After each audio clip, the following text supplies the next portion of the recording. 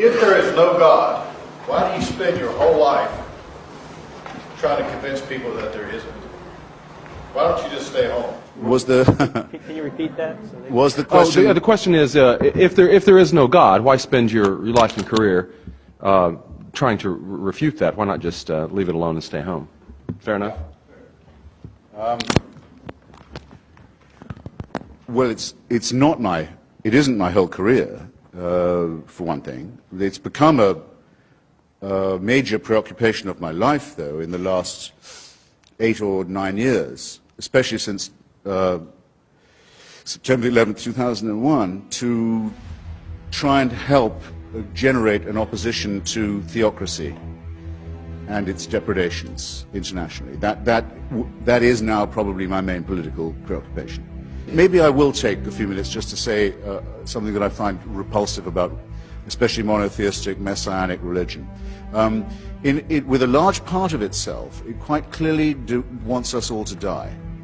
It wants this world to come to an end. You can tell the yearning for things to be over whenever you read any of its real texts or listen to any of its real, authentic spokesmen, not the sort of the pathetic apologists who sometimes masquerade for it.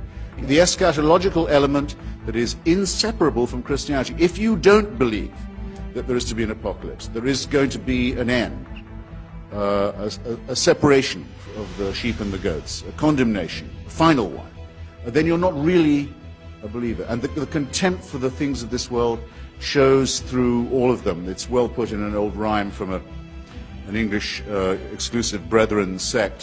Says that we are the pure and chosen few, and all the rest are damned. There's room enough in hell for you. We don't want heaven crammed.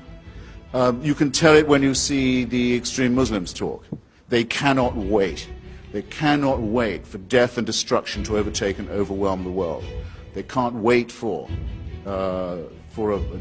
what I would call, without ambiguity, a final solution. When you look at the Israeli settlers, paid for often by American tax dollars, deciding that if they can steal enough land from other people and get all the Jews into the promised land and all the non-Jews out of it, then finally the Jewish people will be worthy of the return of the Messiah. And there are Christians in this country who consider it their job to help this happen so that Armageddon can occur, so that the painful business of living as humans and studying civilization and trying to acquire learning and knowledge and health and medicine and to push back can all be scrapped, and the cult of death can take over.